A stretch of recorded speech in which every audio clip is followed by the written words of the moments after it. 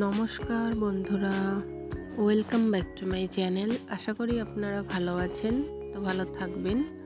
তো আজকে আমি নিয়ে এসেছি একটি দুর্দান্ত রেসিপি, কলার মোচার বড়া। তো সামান্য কিছু উপকরণ দিয়েই কলার মোচাটি বানানো যায়, কলার মোচা বড়া বানানো যায়। তো ডাল ভাতের সাথে এবং গরম ভাতের সাথে ভীষণ ভালো লাগে খেতে। তো এখানে আমি কলার মোচাটাকে ফার্স্ট টাইম পরিষ্কার করে নেব। তো কলার মোচার যে মাঝখানে যে একটা কাটি টাইপের আছে, এটাকে পরিষ্কার করে নিতে হবে, কারণ এটা সেদ্ধ হয় না। ফার্স্ট টাইম এটাকে আমি পরিষ্কার করে নিয়ে সবগুলোকে এভাবে পরিষ্কার করে নিব। তো আমার সবগুলো পরিষ্কার করা হয়ে এসেছে। এরপরে আমি এটাকে সিদ্ধ করে নেব, হাফ সিদ্ধ করে নেব। আমি পুরোপুরি সিদ্ধ করব না, হাফ সিদ্ধ করব। তো এখানে আমি লবণ হলুদ দিয়ে একটা ফ্রাইপ্যান বসিয়ে সিদ্ধ করে নিলাম। প্রায় আমার সিদ্ধ করা হয়ে এসেছে। এবার আমি নামিয়ে নেব। নামিয়ে নেওয়ার পরে আমি একটু ছুরির সাহায্যে এটাকে কুচি কুচি করে কেটে নিলাম। তো এরপরে আমি এখানে নিয়েছি ডাল আর আতপ চাল। দুটাকে আমি শিলবাটনা বেটে নিয়েছি। এরপরে আমি কলার মোচা নিয়েছি পেঁয়াজ একটা কুচি করে, আর নিয়েছি লঙ্কা 2-3টা কুচি করে কেটে নিয়েছি, আর নিয়েছি আমি রসুন কয়েকটা কুচি করে কেটে নিয়েছি। তো সবগুলো এখন আমি এগুলাকে এক এক করে মেশাবো।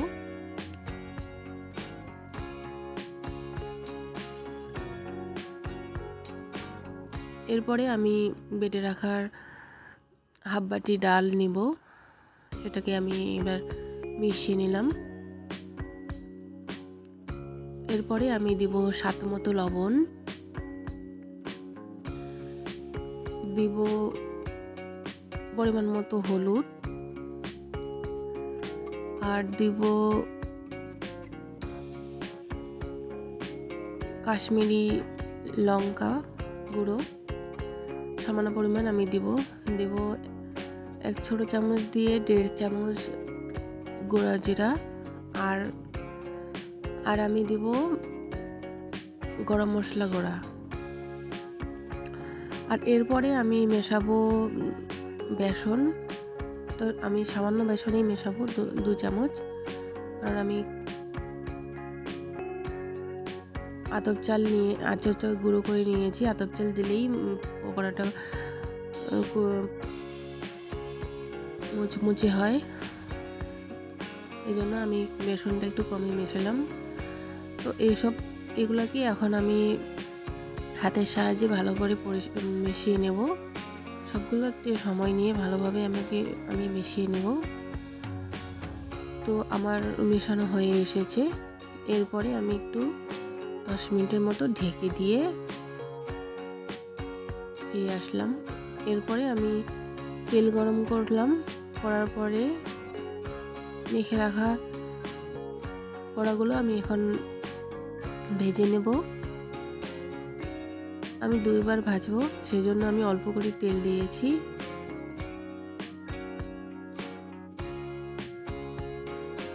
মিডিয়াম টু লো ফ্লেমে রেখে আমি ভেজে নেব। তো আপনারা বাড়িতে এভাবে একটু বানিয়ে খাবেন, ভীষণ ভালো লাগে খেতে। গরম ভাতের সাথে সকালবেলায়, রাত্রেও খেতে পারেন।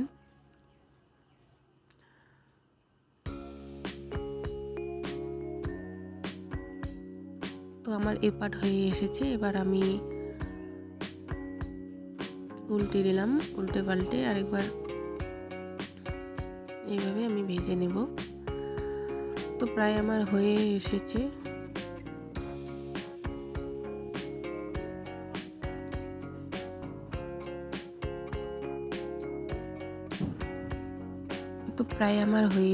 এবার আমি একে একে করে সবগুলোকে নামিয়ে নেব। তো আমার এই রেসিপিটা যদি আপনাদের ভালো লাগে, তো লাইক কমেন্ট শেয়ার অবশ্যই করবেন। আর আমার নিত্য নতুন রেসিপি দেখার জন্য আমার পেজটাকে সাবস্ক্রাইব